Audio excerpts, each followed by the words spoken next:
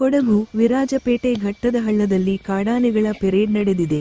ಕಾಡಾನೆಗಳ ವಾಸ ತಾಣ ಎಂದೇ ಗುರುತಿಸಿಕೊಂಡಿರುವ ಸಿದ್ದಾಪುರ ಸುತ್ತಮುತ್ತ ಈ ದೃಶ್ಯ ಸಾಮಾನ್ಯವಾಗಿದ್ದು, ಇಂದು ಬೆಳಗ್ಗೆ ಘಟ್ಟದ ಹಳ್ಳ ಮಲ್ದಾರೆ ನಡುವಿನ ರಸ್ತೆಗೆ ಹೊಂದಿಕೊಂಡಂತೆ ಇರುವ ಆನೆ ಕಾರಿಡಾರ್ನಲ್ಲಿ ಮರಿ ಸೇರಿದ್ದಂತೆ 9 ಕಾಡಾನೆಗಳ ಹಿಂಡು ಕಾಫಿ ತೋಟದಿಂದ ಕಾಡಿನತ್ತ ತೆರಳುವ ದೃಶ್ಯ ಅರಣ್ಯ ಇಲಾಖೆಯ ತುರ್ತು ಪರಿಸ್ಥಿತಿ ಪಡೆಯ ರಾಪಿಡ್ ರೆಸ್ಕ್ಯೂ ರೆಸ್ಪಾನ್ಸ್ ತಂಡದವರ ಕ್ಯಾಮೆರಾದಲ್ಲಿ ಸೆರೆಯಾಗಿದೆ.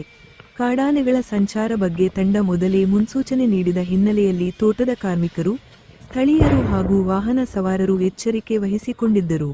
ವರದಿ ಗಿರಿಧರ್ ಕೊಂಪುಳಿರ, ಕೊಡಗು.